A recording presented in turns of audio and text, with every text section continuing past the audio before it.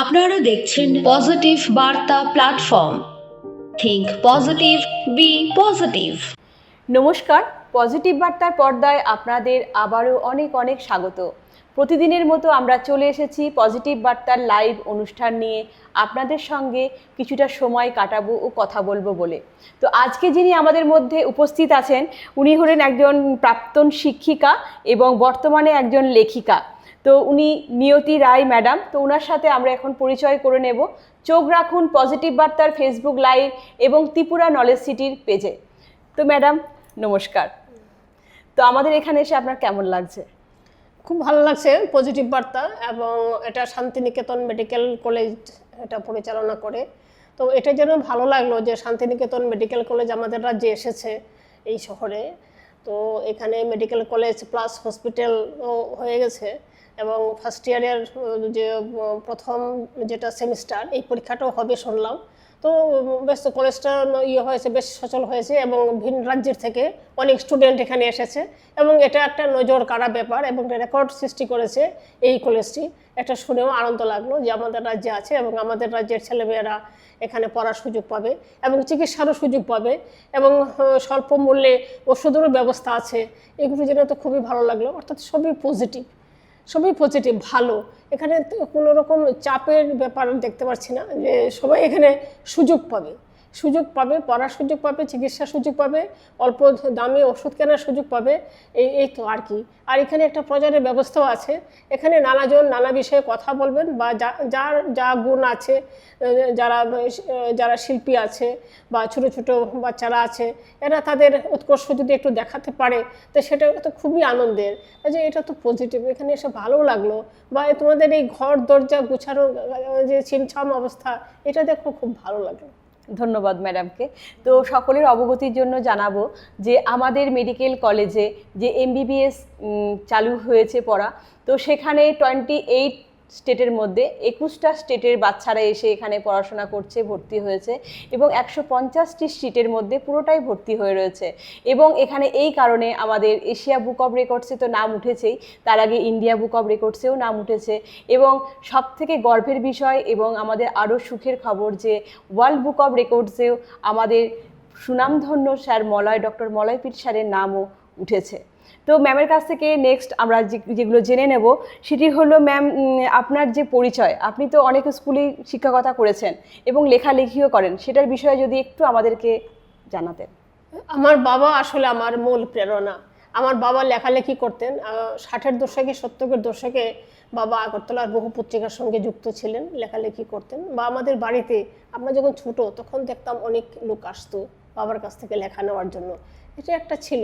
তারপর তো বড় হয়েছি, সংসার করছি, বাচ্চারা এলো, চাকরি হলো, মানে আমি ভীষণ ব্যস্ত তখন। এই ব্যস্ততার মধ্যে প্রথম পোস্টিং হলো আমার অমরপুর হায়ার সেকেন্ডারি স্কুলে, এবং সেখানে গেলাম। গিয়ে তো অনেক ব্যস্ততার আর শেষ নেই, কাজ কোনটা করবো, যেমন 10 হাত দিয়েও কাজ শেষ করতে পারছি না। তো যাই হোক, এই করে করে তো দিন যাচ্ছে, বাচ্চারা আস্তে আস্তে বড় হচ্ছে, এবং আমার বাবা আমার সঙ্গে থাকতেন, এবং বাবাকে নিয়ে আমার ভালো লাগতো। আমি আমার বাচ্চাদের বাবার কাছে রেখে যেতাম, লোক থাকতো কিন্তু বাবা ঘরে আছে, এটা আমার কাছে একটা বিরাট পাওনা ছিল। এবং ঘরে এসে বাবার সঙ্গে একটু গল্প করতাম, একটু কথা বলতাম, বাবা আমাকে অনেক আদেশ নির্দেশ দিতেন, সেগুলি আমি ধার্য করে নিতাম, এগুলি মানার চেষ্টা করতাম, ভালো লাগতো। এইভাবে দিনগুলি গেল। আর কি বলছিলে, লেখালেখিটা কি করে হলো? তো লেখালেখিটা তো দেখেছি, এবং স্কুলগুলিতে দেখলাম যে বাচ্চারা দেয়াল পত্রিকার কথা ডিপার্টমেন্ট থেকে শোনা যাচ্ছিল যে দেয়াল পত্রিকা করা দরকার, এবং এ বিষয়ে না আমি অগ্রণী ভূমিকা নিলাম। সবগুলি স্কুলেই বেশ শেষ দিকের অন্তত 3টা স্কুলে দেয়াল পত্রিকা নিলাম, এবং দেয়াল পত্রিকা করতে গিয়ে আমি দেখলাম যে আমি কিন্তু ঠিক শহরে, আগরতলা শহরে কোনো স্কুলে আমি কাজ করিনি। আমি কাজ করেছি মফস্বলে এবং শহরতলিতে, এবং এখানে আমি দেখেছি বাচ্চারা খুব উৎসাহিত। তাদের কিছু লিখতে বললে এরা কিছু একটা লেখার চেষ্টা করে, এবং যেই হলঘরের মধ্যে হয়তো আমি আছি, আমি এইসব নিয়ে কাজ করছি, এখানে দেখতাম ছোটো ছোটো 6, 7, 8-এর বাচ্চারা এরা কিছু একটু লেখার চেষ্টা করছে, কেউ একটু কবিতা লেখার চেষ্টা করছে, কেউ একটা ছড়া লেখার চেষ্টা করছে, মিল করে এনে আমাকে দেখাচ্ছে এটা হয়েছে কিনা। এই, এবং তাদের মধ্যে আঁকার একটা খুব সুন্দর একটা ব্যাপার ছিল, অনেকেই খুব সুন্দর আঁকতো। যেমন একটা কবিতা আছে, এই কবিতাটার বিষয় অনুযায়ী একটা লেখা, যেমন এখানে একটা গাছ হবে, এখানে একটা পাখি হবে, এখানে একটু পুকুর হবে, এরকম বলে না ওরা সেগুলি ফুটিয়ে তুলতো।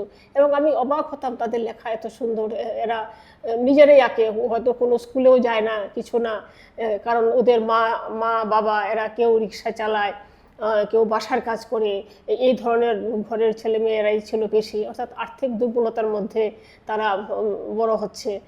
এবং এরকম আমি দেখেছি যে একটি ছেলে, ওর বাবা সবজি বিক্রি করে, মানে খুবই আর্থিক একটা টানাপোড়েনের মধ্যে তাদের সংসার চলে, কিন্তু এই ছেলেটি মানে অত্যন্ত ভালো পড়াশোনায়, এবং সেই ছেলেটি ফার্স্ট ডিভিশনে পাশ করেছে এই ডুকলি স্কুল থেকে। তো এগুলি তো মানে ভীষণ একটা ভালো লাগার ব্যাপার।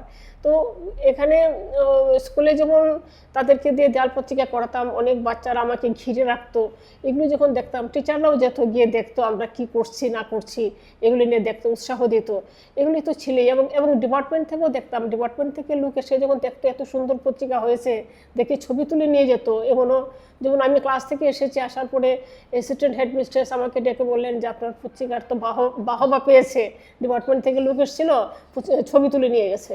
তা আমার তো শুনে ভালো লাগলো যে আমি যে কাজ করেছি এটা আমার সার্থক, বা বাচ্চারা যে পড়ে বাচ্চাদের যে কিছু আমি করাতে পেরেছি বাচ্চাদের দিয়ে, এটা আমার ভালো লাগতো।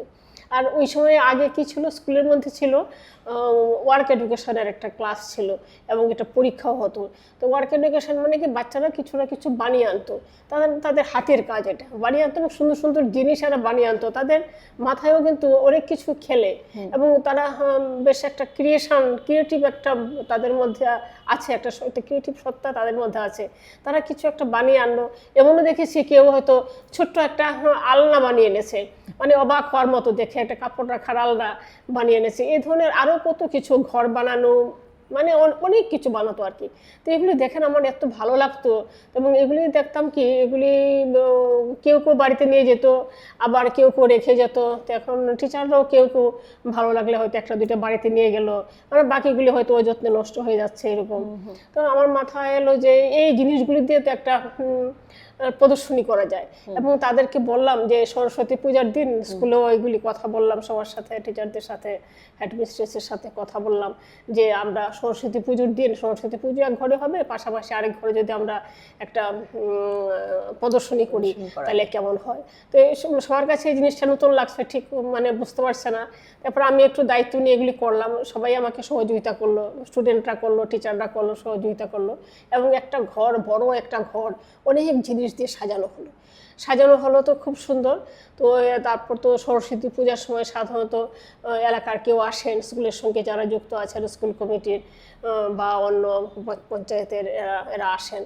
তো এরা আসার পরে তখন পূজার প্রসাদ খেলো, পূজার ইয়েটা, ঘরটা পূজা যেখানে হচ্ছে, যেখানে সাজানো হয়েছে এইগুলি তারা দেখলেন। তারপর এই যে প্রদর্শনী হয়েছে, প্রদর্শনীর উদ্বোধন করলেন, হয়তো একটা ফিতা কেটেই ঘরে ঢুকলেন, মানে হই রইডি অবস্থা আর কি।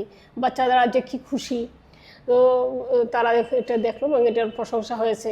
এবং ওই দিন একটুখানি আমি করতাম যে এই যে মিড ডে মিল ছিল, মিড ডে মিল আছে এখনও, যে মিড ডে মিলের তাদের সঙ্গে কথা বললাম যে ওই দিন একটুখানি রেশনের চাল ডাল এইসব দিয়ে একটুখানি খিচুড়ির ব্যবস্থা, একটু সবজি টবজি কিনে চাঁদার থেকে, সরস্বতী পূজা তার থেকে যদি হয় তাও কেমন হয়। তো দেখলাম হয় এগুলো ব্যবস্থা বেশ। এবং যেহেতু এলাকাটা একটু ফিনান্সিয়ালি দুর্বল আছে, কাজেই এখানে সবাই আসতো, নিমন্ত্রণ করলে আমরা যখন প্রেয়ার মিটিংয়ে বলে দেওয়া হতো, এবং দেখা গেল যে সব বাড়ির থেকে মা, পিসি, মাসি, জেঠিমা এরা এলো এবং বারান্দার মধ্যে লাইন করে বসে প্রসাদ খেত, ওয়ান টাইম থালা দিয়ে বেশ হতো। এবং এই যে এইগুলি মানে বিলি করার ব্যাপারে, প্রসাদ দেওয়ার ব্যাপারে দেখা গেল যে উঁচু ক্লাসের ছেলেরা দৌড়াদৌড়ি করে দিচ্ছে, টিচাররাও আছে, টিচাররাও দেখাশোনা করছে, বেশ মানুষ এইভাবে খাচ্ছে, আবার কেউ নিয়েও যাচ্ছে, মানে এটা যেমন একটা উৎসব। এত সুন্দরভাবে শেষের আমি 3টা স্কুলে আমি এই কাজগুলি করেছি, এবং আমি সহযোগিতা পেয়েছি খুব সুন্দরভাবে। এবং এখানে এই যে কাজগুলি আমি করতাম, এটার একটা কারণ আছে, যে একটা ত্রিভুজের মতো সম্পর্ক, যে ছাত্র, শিক্ষক, অভিভাবকের একটা মেলবন্ধন প্রয়োজন। শিক্ষা ব্যবস্থাটাকে ভালো করতে গেলে স্টুডেন্টরা রীতিমতো রেগুলার স্কুলে আসবে, এই এই যে ব্যবস্থাটা করা এবং স্টুডেন্টদের স্কুলের প্রতি আগ্রহী করে তোলার জন্য ছাত্র, শিক্ষক, অভিভাবকের মধ্যে একটা ভালো যোগাযোগের প্রয়োজন। কারণ ছেলেকে মেয়েকে প্রতিদিন স্কুলে পাঠাতে হবে, স্কুল যেন বন্ধ না করে স্কুলে আসবে, এবং স্কুলে আসে কিনা, ঠিকমতো ক্লাস হয় কিনা এটারও খেয়াল রাখতে হবে, সবাই ঠিকমতো করে কিনা। এবং সত্যি আমি দেখেছি, আমি আমার মানে চাকরির জীবনেই দেখেছি, কোনো ক্লাস হয়তো ঠিকমতো হচ্ছে না। একজন হয়তো অঙ্কের টিচার আছেন, বিজ্ঞানের টিচার আছেন, যে সবাই কিন্তু 9-10 অঙ্ক বিজ্ঞান পড়াতে পারে না। তো এখন দেখা গেল যে টিচার হয়তো ঠিকমতো ক্লাস করছেন না, এবং এই খবরটা কিন্তু এলাকায় চলে যায় এবং এলাকায় চলে গেলে পর সেটা যদি তারাও এসে জানায় এখানে, এবং আমাদের যে মিটিংগুলি হয়, শিক্ষক অভিভাবক সম্মেলন হয়, সেখানে এই কথাগুলি উঠে এলে তখন এগুলি রেকটিফাই করা হয় যে কোথায় কি ত্রুটি আছে। একজনই দরকার আছে, এখন শিক্ষক অভিভাবক সম্মেলন হবে, এই সম্মেলনটা যেন মধুর হয়, এই সম্পর্কটার মধ্যে যেন দুই পক্ষ না হয় যে আমরা সবাই এক পক্ষ। আমরা সবাই ছাত্রদের মঙ্গল চাই, আমরা অভিভাবকরাও মঙ্গল চাই, টিচাররাও মঙ্গল চাই। কাজে এখানে আমাদের যা কাজ করার, স্কুল তরফ থেকে যা কাজ করার, সেই কাজগুলি যেন ঠিকমতো হয়, ঠিকমতো ক্লাস করা, ঠিকমতো খাতা দেখা, সময় মতো পরীক্ষা হওয়া, ছাত্রদের ঠিকভাবে শাসন করা, অর্থাৎ তাদের কোনো দুষ্টুটি দেখলে তাদেরকে বোঝানো।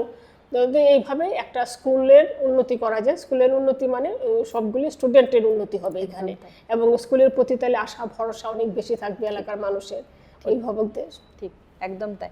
তো ম্যাম, এরপর আপনার কাছে জেনে নেব যে একটা স্টুডেন্ট এবং তার শিক্ষকের সঙ্গে বা শিক্ষিকার সঙ্গে ব্যবহার বা সম্পর্কটা কেমন হওয়া উচিত? হ্যাঁ, এই কথাগুলি কিন্তু বলছিলাম যে প্রত্যেকের এটা একটা ত্রিভুজের মতো সম্পর্ক, ছাত্র, শিক্ষক, অভিভাবক। অর্থাৎ ছাত্ররা বাড়িতে অভিভাবকদের যেমন মান্য করবে, মা বাবাকে বা গুরুজনদের যেমন মান্য করবে, তেমনি স্কুলে শিক্ষকদেরও মান্য করবে, এবং শিক্ষকদেরও এই ছাত্রছাত্রীদের নিজ সন্তানের মতো দেখতে হবে।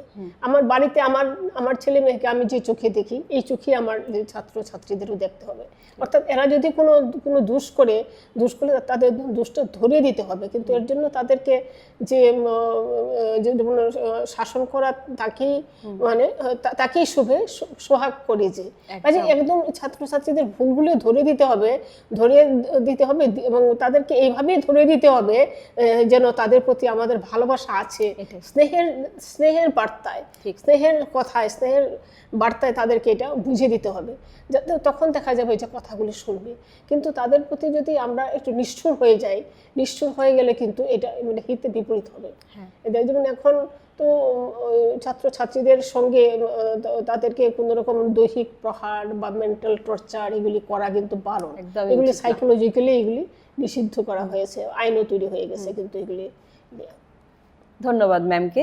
তো ম্যামের কাছ থেকে এরপর জেনে নেব যে ম্যাম অনেক বই লিখেন এবং লিখছেন, এবং বলবো কোন খান থেকে ম্যাম এটা উদ্বুদ্ধ হলেন যে আপনি কোন লেখকের কাছ লেখা দেখে আপনি ভাবলেন যে না, আমি এরকমভাবে লেখালেখি শুরু করব?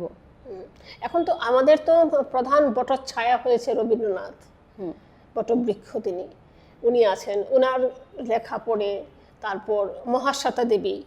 আমি একজন নারীদের কিন্তু একটু আলাদা সমস্যা আছে, সমাজের সমস্যা তো আছেই, সমাজের মধ্যেই আমরা নারীরা আছি, নারীদের কিন্তু একটা আলাদা সমস্যা আছে। নারী এবং পুরুষ এর মধ্যে নারীদের সমস্যা একটু আলাদা আছে। কাজে নারীদের সমস্যাটা কি, বা দুর্বল যারা, দলিত যারা সমাজের দুর্বল শ্রেণী, দুর্বল শ্রেণীর মধ্যে দলিতরা পড়ে, নারীরাও পড়ে, অর্থনৈতিকভাবে যারা দুর্বল এরাও পড়ে। কিন্তু কারণ যারা শক্তিশালী তারা কিন্তু দুর্বলকে শোষণ করে নানাভাবে, কিন্তু কথা বলতে পারবে না, কাজে তাকে একটু বেশি খাটিয়ে নিলাম, তাকে দিয়ে একটু বেশি করিয়ে নিলাম, এই টেন্ডেন্সি থাকে। বলে সে যতটুকু করেছে তাকে ততটুকু পারিশ্রমিক দিতে হবে, এটা কিন্তু সব জায়গায় দেখা যায় না। আর যারা করে তারা তো মহানুভব। তো আর লেখালেখির ব্যাপারে তো আমি প্রথমেই বলেছিলাম যে আমার বাবা আমার অনেকটা ইন্সপিরেশন। তারপর বাবা আমাকে বলেওছিলেন লেখালেখি শুরু করার জন্য, কিন্তু আমি শুরু করেছি বাবার প্রয়াণের পরে। আমি লেখালেখি শুরু করেছি এবং দেখলাম লিখতে লিখতে অনেক বই হয়ে গেছে। অনেক বই হয়ে গেছে। তো অনেক বই জমে গেছে বলতে প্রথমত লিখতাম, লিখে সেগুলি পত্রিকা অবশ্যই দিতাম, পত্রিকায় ছাপা হতো নানা ধরনের লেখা, কবিতা, ছড়া, গল্প, প্রবন্ধ, এগুলি খুব লিখেছি। তো ইতিমধ্যে কতগুলি বই আপনি মোটামুটি লিখেছেন? এর মধ্যে আমার নিজের লেখা বই প্রায় 30টার মতো হবে। আর আমার একটা সাহিত্য পত্রিকা আছে যেটা আমি রিটায়ারমেন্টের পরে শুরু করেছি, সপ্তপর্ণা সাহিত্য পত্রিকা। এই সাহিত্য পত্রিকা আমার 8ম বৎসর, 8 বছর হয়ে গেল, 8টা সংখ্যা আমি বের করেছি। আর এছাড়া যেটা আরেকটা করেছি সেটা হচ্ছে সপ্তপর্ণা প্রকাশনী। সপ্তপর্ণা প্রকাশনী থেকে আমার এইরকম অনেক বই বেরিয়ে গেছে, আমার নিজের বই প্লাস অন্যদেরও কিছু বই বেরিয়ে গেছে, বা আমি নিজেও কিছু কিছু সংখ্যা বের করেছি। যেমন কোনো একটা সংখ্যা এটা পাওয়া যাচ্ছে না এখন, আর এটা ছাপা নেই, নতুন করে আবার দ্বিতীয় সংস্করণ করলাম বর্ধিত আকারে, এরকমও কয়েকটা বই আমার আছে। তো ম্যামকে এবার বলবো যে ম্যাম তো লেখালেখি করেন, তো এই নারী হিসাবে তো লেখালেখি করতে গেলে অনেক সমস্যার সম্মুখীন আমরা হতেই হয়। তো জেনে নেবো ম্যামের কাছ থেকে যে এরকম কোনো কি মানে সমস্যার সম্মুখীন হতে হয়েছে আপনাকে লেখালেখি করতে গিয়ে? আসলে সমাজে কাজ করতে গিয়ে দেখি, এবং রিটায়ারমেন্টের পরে মহিলা কমিশনেও ছিলাম। মহিলা কমিশনে যখন ছিলাম তখন আমরা আর মেয়েদের অনেকগুলি সমস্যার একদম বাস্তব চিত্র দেখেছি। আমরা ইন্সপেকশনে যেতাম কোনো খবর পেলে, কোথাও কোনো গৃহবধূ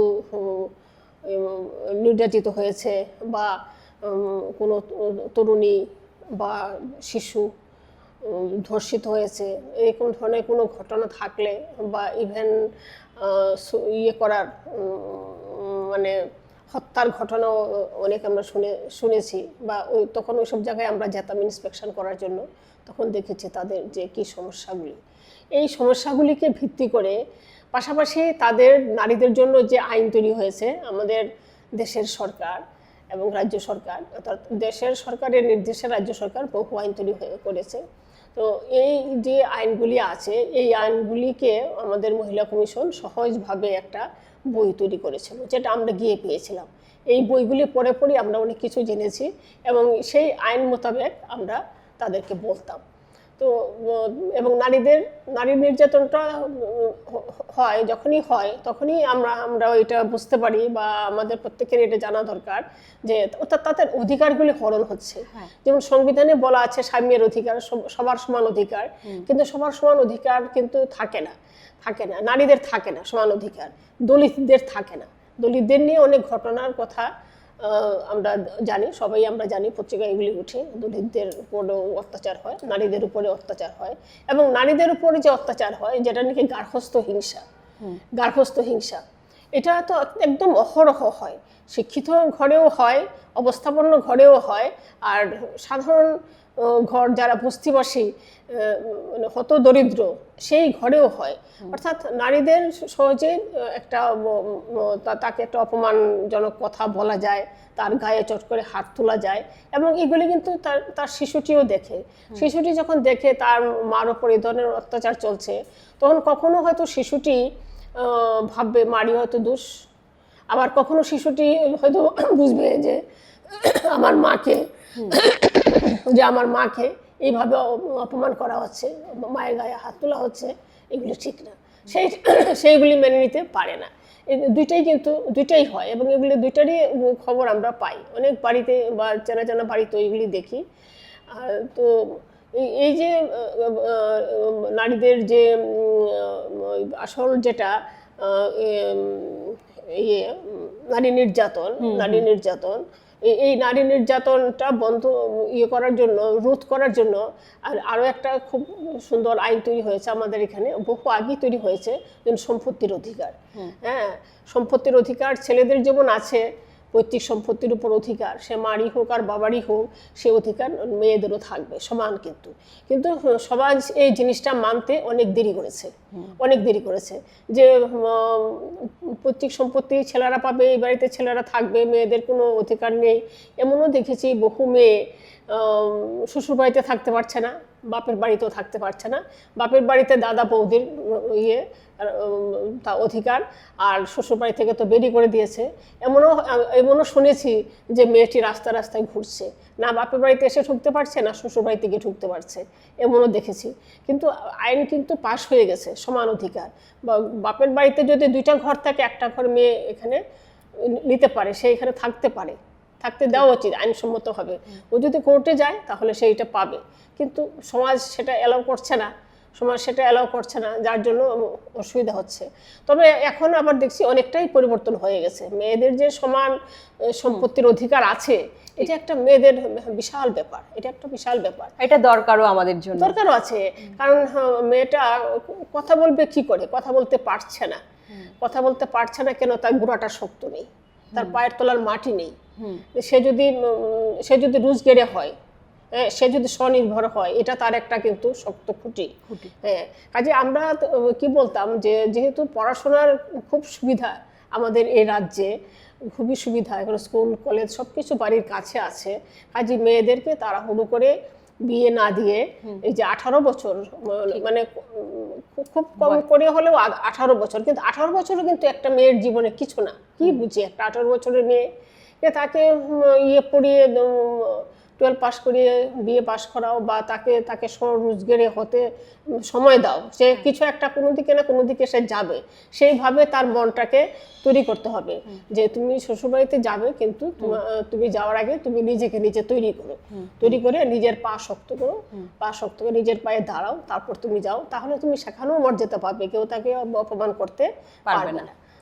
তারপর এর মধ্যে আমি দেখেছি উচ্চশিক্ষিত মেয়ে, মাস্টার ডিগ্রি পাস করা মেয়ে চাকরি করছে, প্রমোশন হয়েছে, এখন রাজ্যের বাইরে যেতে হবে, কিন্তু তাকে প্রমোশন নিতে দেওয়া হলো না, রাজ্যের বাইরে যেতেও দেওয়া হলো না, কারণ সে বাড়ির বউ, সে বাড়িতে থেকে চাকরি করবে। তো এটাও তো একটা মেয়ের জীবনের যে একটা ভালো সুযোগ ছিল, সেটা নষ্ট হয়ে গেল মেয়ে বলে, তাকে এগুলি মানতে হবে। এবং অনেক সময় এমনও হয় যে একটা মেয়ে তার পড়াশোনার লাইফ সেরেছে, চাকরি পেল, বিয়ে হয়ে গেছে, কিন্তু সে চাকরি করতে সুযোগটা পেয়েও সে করতে পারছে না। এটাও তার একটা কষ্ট জীবনে। তো এটাই আর কি ম্যাম। তো ম্যাম এর কাছ থেকে আরেকটু জেনে নেবো যে আমরা নারীরা তো প্রচুর স্ট্রাগল করি, তো ম্যামের লেখার মধ্যে এই মহিলাদের স্ট্রাগলের কিছু যদি ঘটনা উঠে থাকে তো একটু আমরা জেনে নেবো। আমি অনেক প্রবন্ধ লিখেছি, আমার অনেক প্রবন্ধ আছে নারীদের নিয়ে, বিশেষ করে নারীদের পক্ষে যে আইনগুলি আছে, এই আইনগুলি জানা দরকার এবং সচেতনতামূলক অনুষ্ঠান করা দরকার। এবং আমরা মহিলা কমিশন থেকে আমরা অনেক করেছি, মানে অনেককে ডেকে এনে এগুলি পঞ্চায়েতের সাহায্য নিয়ে অনেক লোক ডেকে এনে, এখানে নারীরাই বেশি থাকতো, পুরুষরাও আসতো, ওরা আবার বলতো যে ওরা কাজে যায়, কাজে বন্ধ করে তো কোনো একটা অনুষ্ঠানে আসতে পারে না। কিন্তু নারীদের পক্ষে কি আইন আছে, এই আইনগুলি মেয়েদের যেমন জানা দরকার, তেমনি পুরুষদেরও জানা দরকার। অর্থাৎ মেয়েদের কি অধিকার আছে, মেয়েদের গায়ে যে হাত তোলা যায় না, এই কথাটা তো তাদের জানাতে হবে, বলে তো হয় না। আমার কাছে একবার আসলো, আমাদের কিছু টাকের মধ্যে আসলো যে বউ নাকি বাড়ি থেকে চলে গেছে, আমি জানি বাচ্চা আছে, ছেলে 7-8 উঠে গেছে, তো বউ কেন বাড়ি থেকে চলে গেল?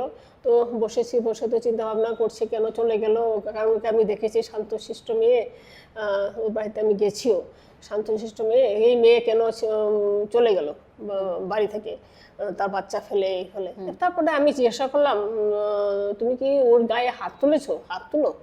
এই তখন মাথা নাড়ে আর কি, যে ভুল বলেছে, যে তুমি তো গায়ে হাত তুলতে পারো না, তোমার বিবাহিত স্ত্রী, এটা কিন্তু একটা সাংবিধানিক অধিকার, তার গায়ে তুমি হাত তুলতে পারো না, তাকে তুমি বাজে কথা বলতে পারো না, কেউ কাউকে বাজে কথা বলবে না, উভয়কে সম্মান করবে, এই কথাগুলি। এবং রীতিমতো এগুলি বিয়ের আগে ছেলে মেয়েদের কিছু টিপস দেওয়া দরকার, একদম টিপস দেওয়া দরকার। এগুলি আমি বলেছি, আমি অনেক জায়গায় এই কথাগুলি বলেছি, টিপস দেওয়া দরকার, যে নতুন সম্পর্কে যাচ্ছ, নতুন বাড়িতে গিয়ে যে লোকগুলিকে পাবে, এরাও তোমার আপনজন ভাববে, এদেরকে তুমি আপনজন ভাববে, এবং শ্বশুরবাড়ির মানুষদেরও ভাবা দরকার যে একটা নতুন মেয়ে সে নতুন একটা পরিবেশে আসছে, সেখানে তাকে অ্যাডজাস্ট করে নিতে হবে এবং তাকে অনেক কিছু শিখিয়ে দিতে হবে যে না আমাদের এরকম পরিবেশ, এইভাবে তোমাকে চলতে হবে, বা ভালো জিনিসগুলোকে করানোর জন্য তাকে শেখাতে হবে। অনৈতিক কোনো কথা, অসম্মান করে কোনো কথা কেউ কাউকে বলবে না। অবশ্যই, হ্যাঁ। তবেই তো সংসার সুন্দর হবে না, এটাই। তো ম্যামের কাছ থেকে আরো আমরা জেনে নেব যে ম্যাম বলবে আমাদেরকে যে ম্যামের স্বরচিত যে কবিতা আছে, ম্যাম নিজের লেখা কবিতা, সেখান থেকে আমরা একটা কবিতা শুনে নেব। এটা আমার চিরন্তনী কবিতার বই, এটা আমার 3 নম্বর কবিতার বই। এখান থেকে প্রথম কবিতাটাই পড়ছি, রবীন্দ্রনাথ। রবীন্দ্রনাথ আমার মাথার উপরে আছেন। রবীন্দ্রনাথকে যদি আমরা কিছুটা জানতে পারি, বুঝতে পারি, তাহলে আমাদের সমস্যা অনেকটা সমাধান হয়ে যায়। আমরা নিজেরাই কিন্তু আমাদের নিজেদের সমস্যা অনেকটা সমাধান করতে পারি, চেষ্টা তো অন্তত করতে পারি, কিছু হলেও হবে। রবীন্দ্রনাথ। হয়ে দিশাহারা তোমায় পড়া যেন না ভুলি, দুঃখের মাঝে ভিড়ের চাপে তুমি মনের ঘুলঘুলি, মুক্ত হাওয়া সেধিয়ে দিয়ে করতে পারো ফুরফুরে, শিশু বৃদ্ধ সভার মাঝে সাঁকু বেঁধেছ কুড়মুড়ে, সে সাঁকুতে চড়ে জেগেও পৌঁছতে পারে মহাকাশে, মূল্যবোধের শিক্ষা পেয়ে যাবে না কেউ বৃদ্ধাবাসে, তোমার লেখা গদ্য পদ্য মনকে করে হৃষ্টপুষ্ট, তেমনি করে হালকা পাতলা আর যুক্তিনিষ্ঠ, শিক্ষা চিন্তায় মগ্ন থেকে গড়লে বিশ্বভারতী, জ্ঞানী গুণীর সমাহারে বিশ্বজোড়া খ্যাতি, রবীন্দ্র হৃদয় চিন্তাকুল গরিব প্রজার মঙ্গল,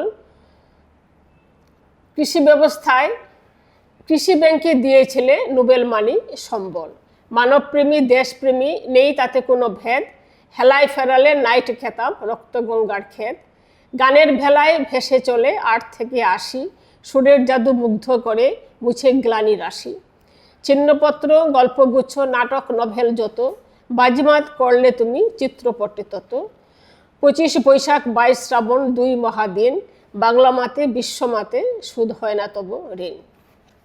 বাহ, খুব সুন্দর, ধন্যবাদ ম্যাডাম আপনাকে। তো আমরা এরপরে জেনে নেব ম্যামের কাছ থেকে। ম্যাম অনেকগুলো স্কুলের মধ্যে শিক্ষকতা করেছেন এবং সেখানে হেডমিস্ট্রেসও ছিলেন ম্যাম, তো সেখানকার কিছু অভিজ্ঞতা সম্বন্ধে আমরা জেনে নেব ম্যামের কাছ থেকে। আমার প্রথম চাকরি হলো অমরপুর হাই সেকেন্ডারি স্কুলে গিয়ে আমি জয়েন করি। তখন আমার 2টি বাচ্চা, একটি বাচ্চা 2.5 বছরের আর একটি বাচ্চা 10 মাসের, এরকম আর কি। তো গেলাম, গিয়ে জয়েন করলাম, গিয়ে এসে বাচ্চা সামলাবো না স্কুলে যাব, তো ওখানে গিয়ে আমরা একটা লোক পেয়ে গেলাম, স্কুল থেকেই দিল ব্যবস্থা করে, তো ওখানে গিয়ে জয়েন করলাম। তো ক্লাস টাস করি, বেশ ঠিক আছে, চলছি। তারপরে তখন আমার হাজব্যান্ড আগরতলা ছিল, তো ও বদলির জন্য চেষ্টা করছে, কিন্তু চেষ্টা করলেই তো চট করে হওয়া যায় না, তো বদলি হলো বেশ কয়েক মাস পরে। তো আমরা একসঙ্গে আছি এবং সেখানেই তখন বাবার কথা বলেছিলাম যে বাবা গেছিলেন অমরপুরে আমাদের সঙ্গে দেখা করতে, কিন্তু যাওয়ার পরে আমরা আর বাবাকে আসতে দিইনি, আমাদের কাছে রেখে দিলাম, বাবা রইল আমাদের কাছে। তো যাই হোক, এইভাবে বাবা আমার সঙ্গে রইল। তো অমরপুরে ছিলাম 3 বছরের উপর। তারপর সেখান থেকে বদলি হয়ে এলাম শেখরপুর হাই সেকেন্ডারি স্কুলে। তো আগরতলায় আমাদের বাড়ি বনমালীপুরে ছিল, তখন বনমালীপুর বাড়ি থেকে শেখরপুর যেতাম, মোটর স্ট্যান্ড থেকে 3 নম্বর বাসে করে উঠতাম। সেই সময়টা 1986 সাল। 1986 সালে শেখরপুর হাই সেকেন্ডারি স্কুলে আমি যাতায়াত করি বাসে করে, কখনো বসে কখনো দাঁড়িয়ে, বাস খুব একটা ছিল না, 3 নম্বর বাসে যেতাম। তারপর আসার সময়ও ওইখানে 3 নম্বর বাস পেলে তো ভালো, আর না পেলে অন্য কোনো বাস, নানা কিছু করে আমরা এসেছি, ইভেন ট্রাকে করেও আমরা এসেছি, এমনও সময় গেছে। তারপর অনেক সময় স্ট্রাইক হয়ে যেত চট করে, যেগুলি নাকি আস্তে আস্তে এগুলি বন্ধ হয়েছে। চট করে একটা স্ট্রাইক হয়ে গেল, গাড়ি বন্ধ হয়ে গেল, তাহলে দেখা গেল যে যারা ডেইলি প্যাসেঞ্জারি করে শহরতলির বা একটু মফস্বলে, তাদের খুবই অসুবিধা হয়। এগুলি দেখলাম আস্তে আস্তে থেমেছে। তো ওইখানেও বেশ অনেক অভিজ্ঞতা হয়েছে, প্রতি জায়গাতেই অভিজ্ঞতা, আস্তে আস্তে অভিজ্ঞতায় ঋদ্ধ হতে থাকলাম। তো ওইখান থেকে তারপর ওই স্কুলেও ছিলাম প্রায় 12 বছরের মতো। 12 বছর কাটিয়ে তারপরে এলাম মধুবন ডুকলি হাই সেকেন্ডারি স্কুলে। তখন তো আমার ছেলে মেয়েরাও বড় হয়েছে, মোটামুটি বড় হয়েছে, এবং এখানে এসে আমি নানা ধরনের কাজ করার সুযোগ পেয়েছি। যেমন আমি অনেকটা সিনিয়র হলাম, যেমন এখানে আমি ইনচার্জও থেকেছিলাম দীর্ঘদিন, হেডমাস্টার নেই, আমি ইনচার্জের দায়িত্ব পালন করেছি, এনএসএসের দায়িত্ব পালন করেছি। তারপর এই যে বলেছিলাম আগে, দেয়াল পত্রিকা প্রকাশ করা, তারপর এই যে এক্সিবিশন করা, এইগুলি অনেক কিছুই করেছি ছাত্রছাত্রীদের নিয়ে। তারপর সাংস্কৃতিক ক্রিয়াকর্ম অনেক বৃদ্ধি করেছি, যে বার্ষিক একটা প্রতিযোগিতা হোক। প্রতিযোগিতায় দেখলাম যে যেভাবে বলেছি সেইভাবে টিচাররা সহযোগিতা করেছে এবং বার্ষিক সাংস্কৃতিক প্রতিযোগিতা এগুলি হয়েছে। তো রবীন্দ্র নজরুল সুকান্ত এদেরকে তো আমাদের জানতে হবে, জানাতে হবে বাচ্চাদের। তো এইভাবে অনেক কিছু, অনেক কাজ কিন্তু স্কুলটার মধ্যে চললো, বেশ সুন্দর ছিল। তারপরে একসময় ওই স্কুল থেকে আমি প্রমোশন পেলাম। প্রমোশন পেয়ে আমি গেলাম কাঞ্চনমালা, এটা হয়েছে লক্ষ্মীছড়া রামকৃষ্ণ হাই সেকেন্ডারি স্কুলে অ্যাসিস্ট্যান্ট হেডমিস্ট্রেস হয়ে গেলাম। এবং ওইটা কিন্তু ইয়ের কাছাকাছি একদম, এই যে এটা এই যে আদিবাসীদের যে জায়গাটা আর আমাদের যে জায়গাটা, অর্থাৎ এটাকে কি বলে,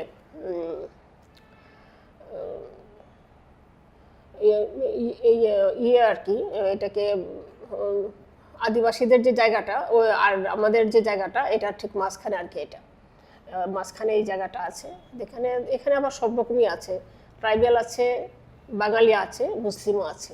কিন্তু বাচ্চারা খুব সাবমিসিভ। এখানে গিয়ে আমার কাজ করতে কোনো অসুবিধা হয়নি, সব রকম কাজই আমি করিয়েছি।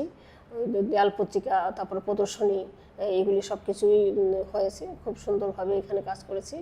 এরপরে ওই স্কুলে বেশ কিছুদিন থাকার পরে তারপরে চলে এলাম মধুবন কাঁঠালতলী হায়ার সেকেন্ডারি স্কুলে। এবং সেখানে এসেও আমি যথারীতি আমার কাজ করেছি। প্রেয়ারে এসে প্রত্যেকদিন দাঁড়াতাম, যার জন্য প্রেয়ারটা সব কিছু সুন্দরভাবে বা ডিসিপ্লিনও খুব সুন্দর ফিরে এসেছিল স্কুলে। এবং ওই স্কুল থেকে আমি রিটায়ারমেন্টে গেলাম 2015 সালের জুন মাসে রিটায়ারমেন্টে গেলাম। তো আমার সবগুলি স্কুলে আমার ভালো লেগেছে এবং আমার প্রত্যেকগুলি স্কুলে আমার যথেষ্ট স্মৃতি বহন করছে আমার জীবনে। স্কুলগুলি থেকে আমি অনেক পেয়েছি। ধন্যবাদ ম্যাডামকে। তো এরপর ম্যাডামের কাছ থেকে আমরা জেনে নেব আরেকটি মূল্যবান প্রশ্ন, যেটি হলো যে আমাদের বাচ্চারা যে ছোট থেকে বড় করতে গেলে আমাদের কি কি ভূমিকা পালন করতে লাগে, সে টিচার হোক বা আমরা বাবা মায়েরা হোক। তো ম্যামের কাছ থেকে একটু জেনে নেব। আমাদের বাচ্চারা ছোট থেকে যে বড় হচ্ছে, এখানে তো মায়ের ভূমিকা মুখ্য, এবং বাবা সহযোগিতা করবে, যতটুকু সম্ভব সাহায্য করবে, নইলে সম্ভব হয় না। মাকে যথেষ্ট সময় দিতে হবে বাচ্চার পেছনে, বাচ্চাকে আদর যত্ন করার। অর্থাৎ তাড়াহুড়ো যদি থাকে, মেজাজ খারাপ হয়, তাহলে বাচ্চার ক্ষতি হয়। সবসময় খুশি মনে বাচ্চাকে নার্সিং করতে হবে, খুশি মনে আদর করে বাচ্চাকে নার্সিং করতে হবে। যেটা দেবে না সেটা দেবে না, না বলে না, যেমন হাতটা ঘুরিয়ে দেওয়া, পাটা সরিয়ে দেওয়া, এইভাবে কাজগুলি করলে ওরা ঠিকই কোনটা করতে হবে কোনটা না এটা ওরা বুঝে নেয়। তো এবং তাদেরকে যখন আরেকটু বড় হবে তখন তাদেরকে নিয়ে পড়না এই কথা না বলে ওকে নিয়ে বসতে হবে, ওকে কুলে নিয়ে বসিয়ে প্রথম একদম ছোট অবস্থায় ওকে ধরে ধরে ধরে ধরে পড়াগুলি ধরাতে হবে, পেন্সিল ধরে ধরে একটু লেখাতে হবে। বা ওকে এমনিতেও খাতা ডায়েরি এমনিতেও দিয়ে রাখলে ও যদি শুধু আঁকিবুকি আঁকে একদম ইনিশিয়ালি, 3 বছর 3.5 বছর 4 বছরের মধ্যে সময়ে আঁকিবুকি যে আঁকবে, এটাও কিন্তু অনেকটা তার কাজ দেয়। যেমন কলমটা ধরা, পেন্সিলটা ধরার অভ্যাসটা তার হয়। পেন্সিলটা যদি সে ঠিকভাবে ধরতে পারে তাহলে সে ঠিকভাবে ওয়া ক খ বা ABCD সে লিখতে পারবে, 1 2 লিখতে পারবে। যে এইগুলি খুব ধৈর্য নিয়ে করাতে হবে এবং মাকে যেন বিরক্ত করা না হয়, কাজের জন্য যেন চাপ দেওয়া না হয়, এগুলি অন্যভাবে ব্যবস্থা করতে হবে। মাকেও সেইভাবেই ব্যবস্থা করতে হবে। ঘরের সব কাজই তো করতে হবে বা করাতে হবে, বুদ্ধি করে করাতে হবে, বুদ্ধি করে নিজেকেও করতে হবে, সময় বের করতে হবে বাচ্চার পেছনে। এবং ছোট থেকে শিখিয়ে দিতে লাগবে যে আমাদের ভালো দিকগুলো এবং খারাপ দিকগুলো, কিন্তু আদর করে সবকিছু আদর করে সোহাগ করে যত্ন করে এগুলি করাতে হবে। এবং ভালো অভ্যাস করালে বাচ্চাটাও কিন্তু ভালো হয়।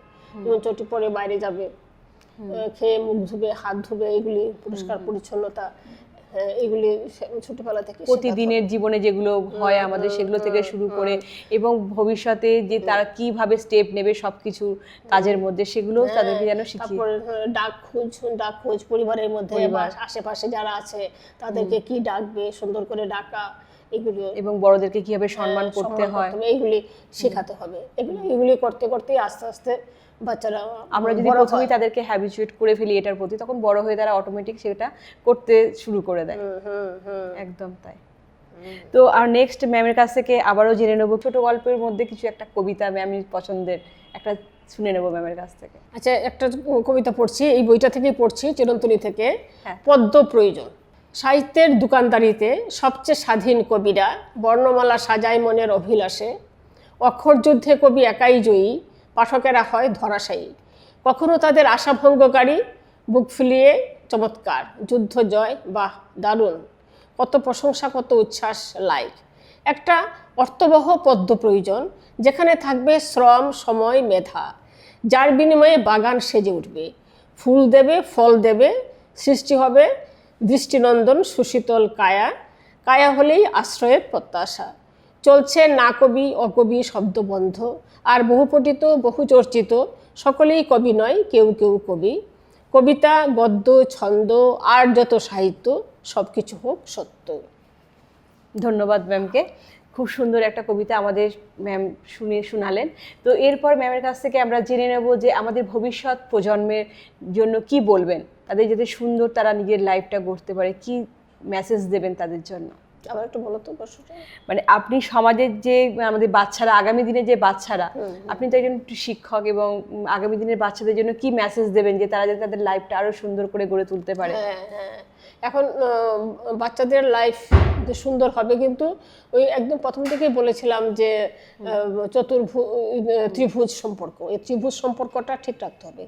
অভিভাবক, শিক্ষক, ছাত্র, ছাত্র, শিক্ষক, অভিভাবকের মধ্যে কিন্তু একটা সুসম্পর্ক থাকতে হবে। অভিভাবকও কিন্তু স্কুল সম্পর্কে ওয়াকিবহাল থাকবে, বাচ্চা সম্পর্কে ওয়াকিবহাল থাকবে। বাচ্চাটা স্কুলে গিয়ে কি করছে, তার কাজ সে ঠিক মতো করছে কিনা, এবং খাতাগুলি দেখতে হবে। খাতাগুলিতে সে কাজগুলি ঠিকভাবে করেছে কিনা, এবং শিক্ষকরাও সেইভাবে করবে, সহযোগিতা করবে অভিভাবকদের সাথে এবং বাচ্চাদের সাথে।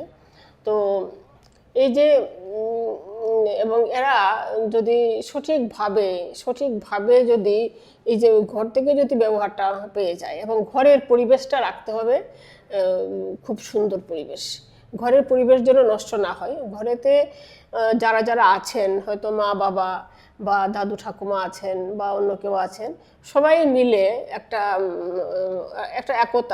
একতার বন্ধন এখানে থাকবে প্রত্যেকের জন্য। এই কথাটা যদি আমরা বুঝাতে পারি, এবং আমার পাশের বাড়িতে যে আছে তাদেরকে, এখানে যে ভাই বোন আছে বা কাকু কাকিমা আছে, তাদের প্রতি যে আমাদের ভালোবাসা, নিষ্ঠা, সুসম্পর্ক, এগুলি তাদেরকে বোঝাতে হবে। অর্থাৎ সমাজে যারা আছে, পথে ঘাটে কারোর সঙ্গে দেখা হলে একটু হাসি দেওয়া, একটু কথা বলা, যোগাযোগ রাখার চেষ্টা, সমাজের সঙ্গেও যাতে যোগাযোগ রেখে চলা যায়, তবে সেটাও ভালো। আরও বড় হয়ে গেলে, যখন বড় হয়ে যাবে, বড়দের কথাও আমি বলছি, বাচ্চারা তো বড় হবে, মা বাবারা বড় আছেন, সবাই আছে। তো এখন দেখা যায় যে অনেক বাড়িতে, অনেক পরিবারে নানা ধরনের অশান্তি আছে।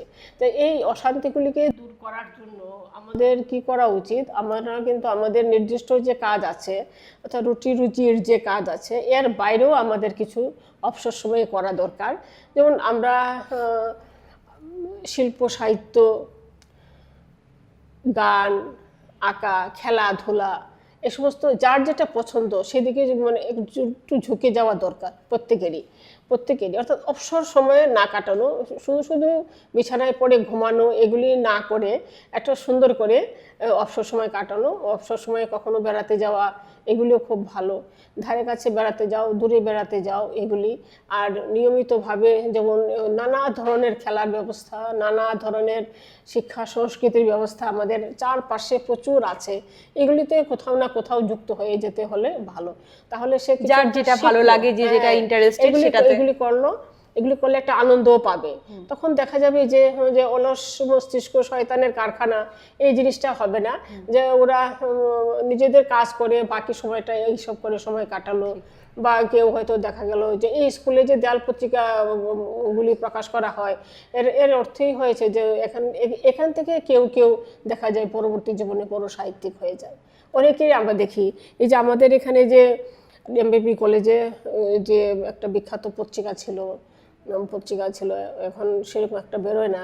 আমাদের এখানে আগরতলার বাচিপুরার অনেকেই দেখি যে ওইখানে কলেজ জীবনে লিখেছে এবং অধ্যাপকরা খুব প্রশংসা করতো, এবং পরবর্তী সময় দেখা গিয়েছে যে ওনারা একজন বড় সাহিত্যিক হয়েছেন রাজ্যে। এবং স্কুলেও তো এরকম আছে, অনেক স্কুলে ম্যাগাজিন বের হয়, এবং সেখানে আরও ছোট ক্লাসে 9, 10, 11, 12 ছেলেমেয়েরা লিখলো, এবং এখান থেকে তাদের লেখালেখির একটা সূচনা হলো, চল শুরু হয়। এবং এসব করতে করতে দেখা যায় যে তার মনটা একটা সুন্দর পরিকল্পনার মধ্যে থাকে, তারপর নানা কল্পনার শাখায় ভোট দিয়ে সে সাহিত্য সৃষ্টি করতে পারছে, এবং এখানে কোনো রকম ক্রাইম আসবে না। কারণ আমাদের সমাজে তো এখন দেখছি যে ক্রাইম, নানা ধরনের ক্রাইম, এর মধ্যে তো নানা ধরনের ক্রাইম এখন তো এগুলি খোলাখুলি বললে অনেক কিছু আছে। ধর্ষণ একটা সাংঘাতিক ব্যাপার, তারপর নেশাগ্রস্ত হয়ে পড়ছে যুবকরা এখন, সাংঘাতিক ব্যাপার। কাজে এইসব থেকে ছেলে মেয়েদের কি করে রক্ষা করা, কাজে এরা এইসবে যাতে যাওয়ার সুযোগ সময় না পায়, গার্জিয়ানদের একদম লক্ষ্য রাখতে হবে যে আমার ছেলেটা এখন কি করছে, পড়াশোনা নেই, কোথায় গেল, কার সঙ্গে সময় কাটাচ্ছে, এগুলি লক্ষ্য রাখতে হবে। লক্ষ্য রেখে তাকে সাবধান করতে হবে, তাকে মোল্ড করতে হবে, তার সঙ্গে ভালো কথা বলে বন্ধুর মতো হয়ে, মা বাবাকে বন্ধুর মতো থেকে তাকে ঠিকভাবে, এবং মা বাবার সঙ্গে সময় কাটাবে। যখন অবসর থাকবে সবসময় যে বন্ধুদের সঙ্গে বাইরে থাকবে, থেকে গিয়ে এখানে একটা কিছু হয়ে যেতে পারে, এবং এইভাবেই বহুভাবে আকৃষ্ট হয়ে যাচ্ছে। এইগুলি না করে মা বাবার সঙ্গে থাকা, ঘরে মানুষের সঙ্গে থাকা, তারপর আত্মীয় স্বজনের সঙ্গে যোগাযোগ রাখা, এটাও একটা ভালো দিক। আর কোনো অনুষ্ঠান হলে যে না যাওয়ার একটা টেন্ডেন্সি আজকাল দেখছি, যে কোনো কিছু হলে যেমন এগুলি মেয়েদেরই যেতে হবে, ছেলেরা ঠিক যেতে চায় না, এটা আমি এখন লক্ষ্য করেছি। কিন্তু এখানে সবারই যাওয়া দরকার, কারণ আমরা কিন্তু সমাজ নিয়ে আছি, আত্মীয় পরিজন সবাইকে নিয়ে আছি, এবং এটা কিন্তু খুব একটা আনন্দেরও। একজনের সুখে দুঃখে আমরা আরেকজন পাশে থাকবো, কোনো একটা বিপদে আপদে আমরা ডাকলেই আসবে আরেকজন, যদি তার সঙ্গে আমার সম্পর্ক ভালো থাকে অবশ্যই আসবে। শুধু আত্মীয় স্বজন না, এমনিতে যাদের সঙ্গে আমাদের প্রতিবেশী বা যাদের সঙ্গে একটা ভালো পরিচয় হলো, বন্ধুত্ব হলো, এরাও চলে আসে। এটাই তো স্বাভাবিক। কাজে এই সম্পর্কটা আমাদের বজায় রাখতে হবে, এটাকে আরো বেশি টাইট রাখতে হবে, দৃঢ় রাখতে হবে। রাখলে আমরা দেখা যাবে যে আমরা পরিবেশ সুন্দর হবে, এবং আগামী সমাজকে বা যুব সমাজকে, যুবকদের বা আগামী যারা ভবিষ্যৎ, তাদের শিক্ষাটাও সুন্দরভাবে এগিয়ে যেতে পারবে।